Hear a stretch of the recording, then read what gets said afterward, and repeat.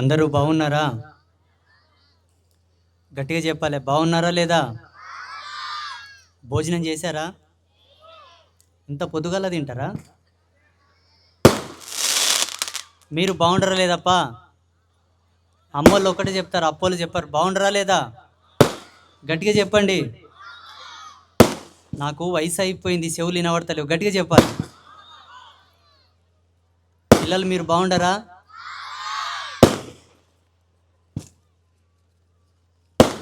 ఈనాటి శుభ సాయంత్రంలో వేదిక పైన ఉపస్థితులైనటువంటి పెద్దలకు, అలాగే వేదిక ముందున్నటువంటి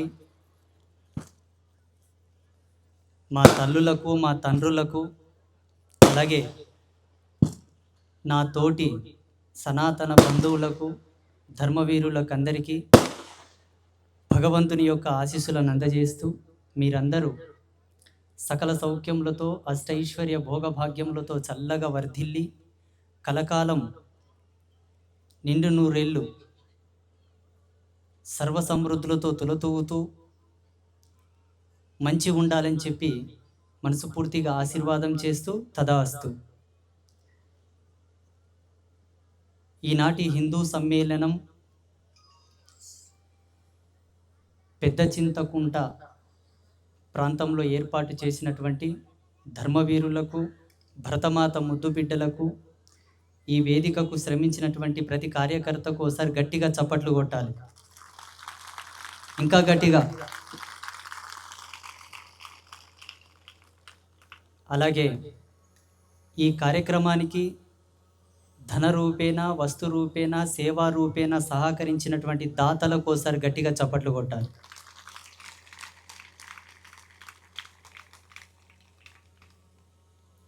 మనమందరం ఈరోజు ఇక్కడ కలుసుకోవడానికి, మనకింతటి భవ్యమైనటువంటి అవకాశాన్ని, సుందరమైనటువంటి సమయాన్ని తీర్చిదిద్ది మనకి గుజిగుచ్చి ఇచ్చినటువంటి రాష్ట్రీయ స్వయం సేవక సంఘ మాన్యనీయ మన సరసంఘ చాలక్జీ మోహన్జీ భాగవత్ గారికి ఒకసారి గట్టిగా చప్పట్లు.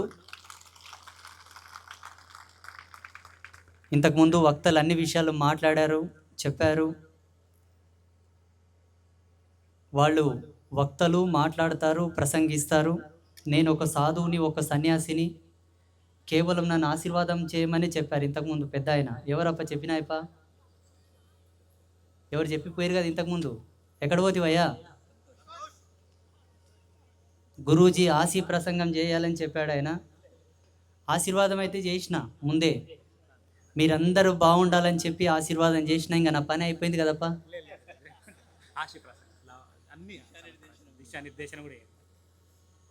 ఎన్ని మాట్లాడినా ఏం లాభం చెప్పండి? పాపం సెవిటేన్ ముందల శంఖ మూదినట్లనుంది మన పరిస్థితి. మాట్లాడి కూడా లాభం లేదనిపిస్తుంది. రోజుకు 3 ప్రోగ్రాంలు, 4 ప్రోగ్రాంలు అటెండ్ అయ్యి రాత్రి 12-1 గంటలకు పీఠం పోయి మళ్ళీ స్నానం చేసుకొని 2 గంటలు జపం చేసి పడుకునేటప్పుడు మళ్ళీ ఒకసారి నన్ను నేను ఆత్మవిమర్శ చేసుకుంటా. ఈరోజు ఈ వేదిక మీద మాట్లాడినా కదా, ఎవరి మనసు నొప్పిstiనో, ఎవరు బాధపడిరో, ఎవరికి ఇబ్బంది ఆయనో ఏమో పాడుగాల. కానీ తెలిసి అయితే మేము ఎవరికి తప్పు చేయం. బ్రహ్మచారులం, సన్యాసులం, సాధువులం, ఇల్లు ఇల్లాలు త్యాగం చేసినటువంటి ఎత్తులం మేము ఎవరికైతే అన్యాయం చేయము. కానీ తెలుసో తెలియకుండా ఎవరికైనా ఇబ్బంది జరిగి ఉంటుందని చెప్పేసి మళ్ళీ బాధపడతాం. మళ్ళీ తెల్లగేటాలకు మళ్ళీ 3 ప్రోగ్రాంలు, 4 ప్రోగ్రాంలు. ఏప్రిల్ నెల మొత్తం గుంజీలు తీసినట్లు అయిపోయింది నా పరిస్థితి. కారెక్కలే దిగలే, కారెక్కలే దిగలే, కారెక్కలే దిగలే. పొద్దున్నే 6 గంటలకు 5 గంటలకు గుడి నుంచి రావాలి, అర్ధరాత్రి 12 గంటలకు దొంగలాక గుడికోవాలి. ఇంత జరుగుతుంది కదా. ఈరోజు లాస్ట్ మే నెలలో కూడా పెట్టుకున్నారు చాలామంది కార్యక్రమాలు. సంఘం మనకి ఈ నెల చివరి వరకు అన్ని బాధ్యతలు సంపూర్ణం చేయాలని చెప్పేసి ఆశీర్వాదం ఇచ్చింది. కాబట్టి ఇప్పటి వరకు నేను ప్రసంగించిన ప్రతి వేదిక మీద సనాతన ధర్మాన్ని, ధర్మంలో ఉండే ప్రతి ఒక్కరిని తనను తాను చెక్కుకొని మలుసుకొని భావితరాలకు ఒక వజ్రంలాగా తయారు చేసుకునేటటువంటి సందేశాన్ని నేను ఇచ్చాను.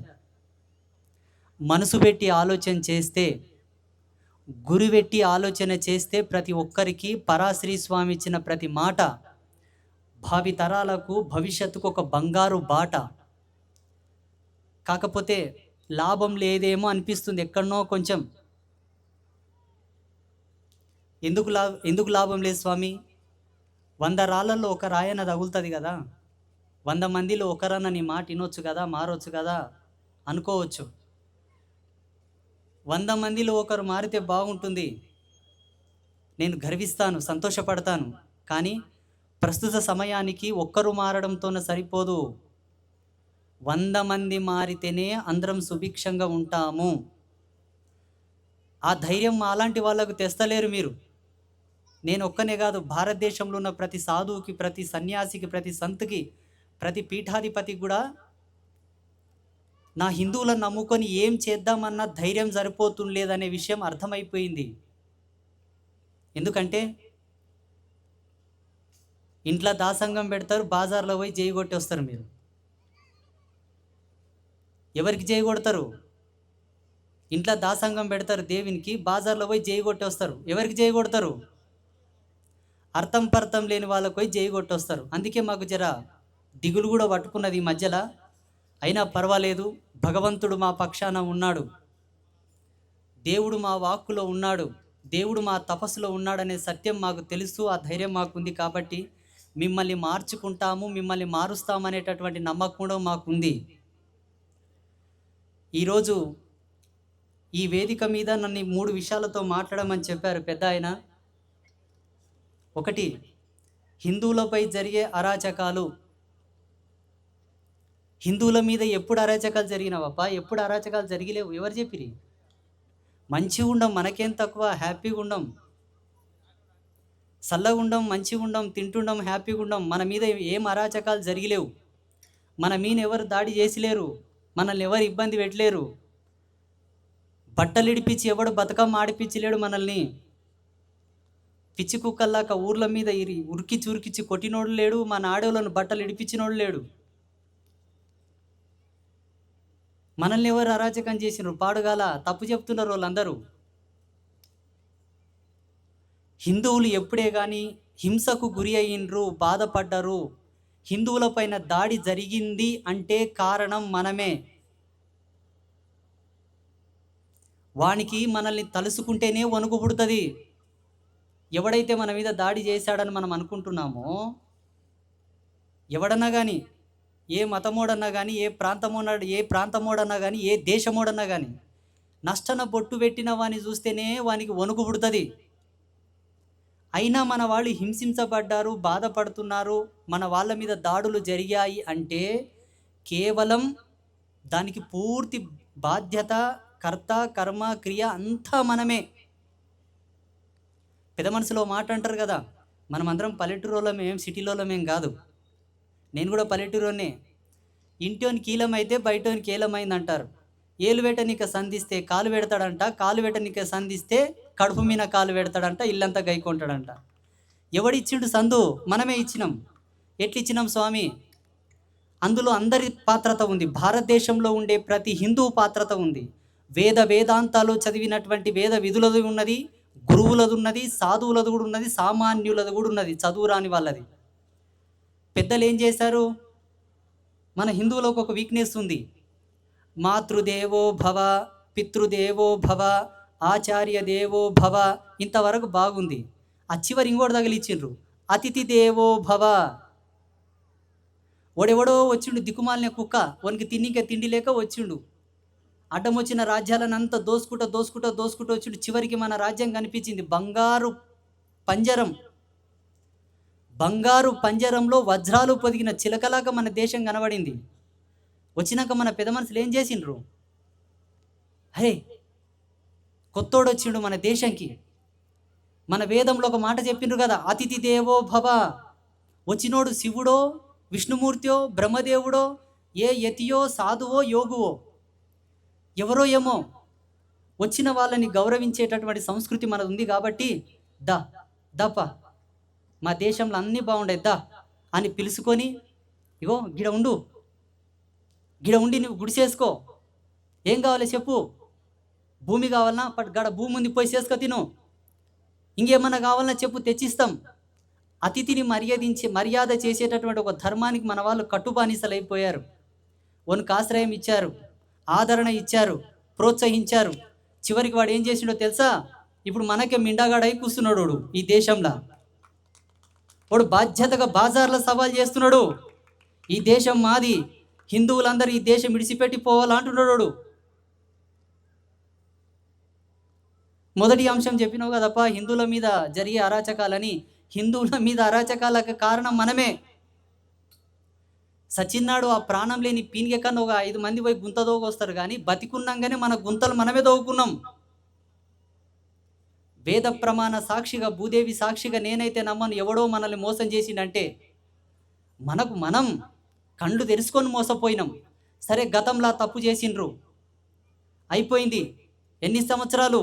1800 సంవత్సరాలు ఈ దేశం మీద కుట్రలు జరిగాయి, దాడులు జరిగాయి, దోపిడీలు జరిగాయి, మాన ప్రాణాలను దోచుకెళ్లారు. అది మొదటి అంశం. హిందువులపైన జరిగినటువంటి అరాచకాలకు నిదర్శనం హిందువులమే. బాధ్యతగా ఒప్పుకొని మనమా కాదా? గట్టిగా చెప్పురు, మనమా కాదా? మనమే. కురువోళ్ళు ఏడన బండర పడుతుంటే, కురువోళ్ళు ఏడన ఒక 10 మంది కలిసి బండర పడుతుంటే, ఇది కురువోళ్ళ దేవరా, మనం ఎందుకు పోదాం పోరా అంటారు. గౌడ్స్ ఏడన ఒక 10 మంది బండర పడుతుంటే ఎల్లమ్మ తల్లికి, అది గౌడ్స్కు సంబంధించిందిరా, మనం ఎందుకు పోదాం అంటారు.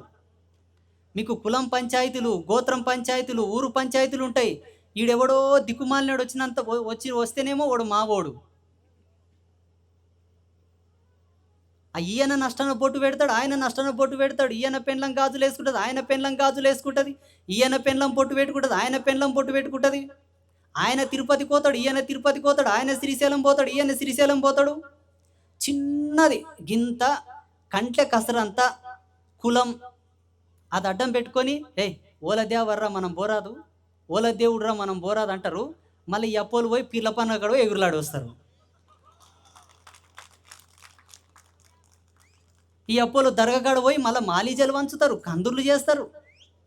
ఈడేమో కులం పెట్టి దూరం ఉండాలంట. ఓడేమో అర్థమే కదా అసలు. ఆడపరిచయమా, ఎవరికి సంబంధం, ఎవరికి పుట్టిండు, ఏం కథ?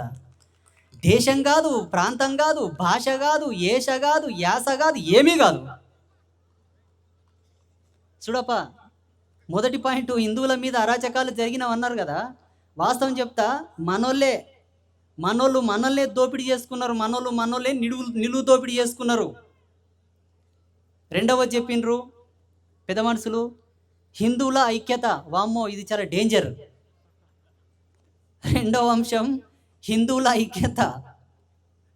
మన హిందువులకు ఒక తిక్క ఉంది, ఒక లెక్క ఉంది. ఏందో తెలుసా? భగవంతునికే వేదం నేర్పుతాం తప్ప మనం నేర్చుకోము. నాలాంటి సాధువులకే మంత్రతంత్రాలు నేర్పుతారు తప్ప మీరు నేర్చుకోరు. ఇది కొంచెం కష్టమే, కానీ చెప్తా. హిందువులు ఎట్లా ఐక్యమత్యంగా ఉండాలి, హిందువులు సంఘటితంగా ఎట్లుండాలి స్వామి అని వాళ్ళ యొక్క అభ్యర్థన, దాన్ని చెప్తా. చూడప, హిందువులు గనక ఐక్యమత్యంగా లేకపోతే ఇంకో ప్రశ్న కూడా వస్తుంది హిందువుల. ఎవడు హిందూ అంటే, ఎవరెవరు తిరుపతి పోతున్నారో వాళ్ళందరూ హిందువులు, ఎవరెవరు శ్రీశైలం పోతున్నారో వాళ్ళందరూ హిందువులు, ఎవరెవరు నష్టన బొట్టు పెడుతున్నారో వాళ్ళందరూ హిందువులు, ఎవరెవరు భార్యలు మెళ్ళో మంగళసూత్రం వేసుకొని, గాజులు వేసుకొని, మెట్టెలు పెట్టుకొని, పూలు పెట్టుకొని, పుట్టినప్పటి నుండి సత్యంత వరకు ప్రతీది కూడా ఒక సంస్కృతి, సాంప్రదాయం, ధర్మం, శాస్త్రం, పద్ధతి, ఆచారము, మాన్యత, ప్రతిష్ట కలిగిన అందరు హిందువులే. ఈ మధ్యలో ఈ మాదిగోడు, మాస్టోడు, డక్కలోడు, ఎరుకలోడు, దాసలోడు, ఈడిగోడు, యాదవ్, గౌడ్, ఇవన్నీ నడమంతలు వచ్చిన సంతలు. ఇవి కూడా అవసరమే. కులం తక్కువని బుద్ధినోడు ఎవడు చెప్పడు, కులం మంచిది కాదని బుద్ధినోడు ఎవడు చెప్పడు. ఇప్పుడు చూడండి, పోలీస్ డిపార్ట్మెంట్ది ఒక సెక్షన్, డాక్టర్లది ఒక సెక్షన్, లాయర్లది ఒక సెక్షన్, ఇంజనీర్లది ఒక సెక్షన్, రైతులది ఒక సెక్షన్, టీచర్లది ఒక సెక్షన్. ఇవేట్లనో ఆ కాలంలో కూడా జీవన విధానమునకు సంబంధించినట్టు ఒక వర్గీకరణనే కులం, ఒక సమూహం, ఒక సంఘం.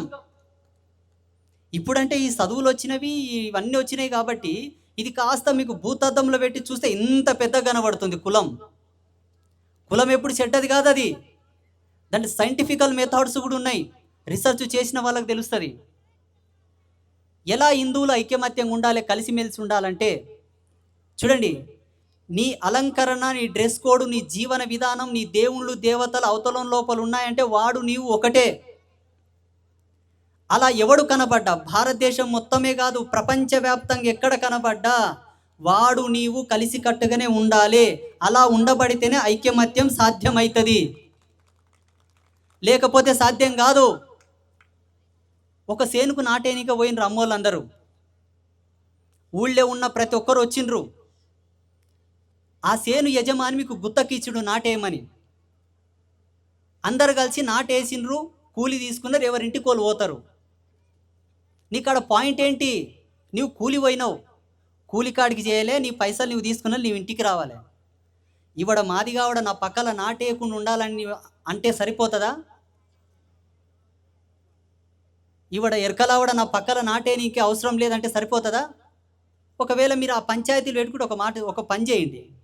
సరే, ఒక్కొక్క కులానికి సంబంధించిన వాళ్ళు సపరేట్ ఓర్రి, ఈ కులం వాళ్ళే ఈ కులం వాళ్ళతో వ్యాపారాలు చేయలే, ఉద్యోగాలు చేయలే, రియల్ ఎస్టేట్లు చేయలే, కొనలే, తినలే, చచ్చిపోలే.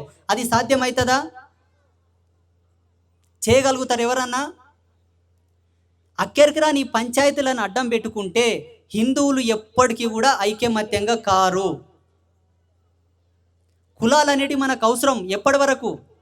సస్య సావుకు అవసరం, పెండ్లికి అవసరం, సమృద్ధలకు అవసరం, ఇంకేమైనా న్యాయాలైతే పంచాయతీలు అయితే 10 మంది మేతర్లు అవసరం, పెద్ద మనుషులు అవసరం. అది కుల సంఘంలో జరిగేటటువంటి మాన్యత, అంతవరకే కులాలు అవసరం.